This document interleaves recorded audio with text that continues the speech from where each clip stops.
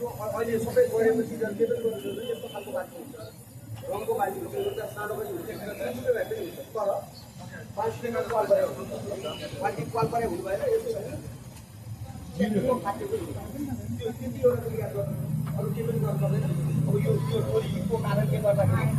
अलिकति हावा छिरेर एकछिन यो मात्र तानेर पनि सक्छ टोली भएको कारणले अनि यो गर्दाखेरि त्यो बाल्टीलाई यसरी मात्र यसरी तान्नु सक्छ आगोले चाहिँ तपाईँलाई थाहा छैन आगोले खाने भनेको हावा हो अक्सिजनको बाहेक पनि आगो बन्दैन अब यहाँ त अहिले अक्सिजन अब हामीले छोपेपछि त्यो बाल्टीभित्र जति अक्सिजन छ त्यति अक्सिजन त्यो आगोले खाइसकेपछि आगो बस्नको लागि आगोले तान्न सक्छ यहाँबाट अलिक बाल्टी त्यस्तो आदि पर्यो त्यो भनेर यसरी लिएर गएर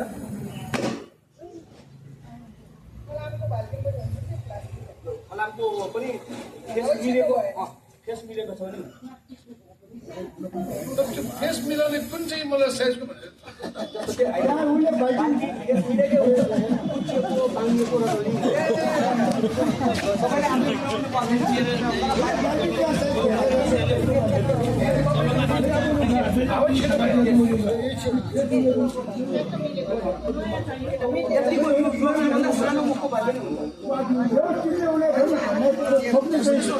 तपाईँको के हुन्छ यसमा चाहिँ बाल्टी चाहिँ अब यो त यहाँसम्म जस्तै कि यो साइजको भनेर साइजको त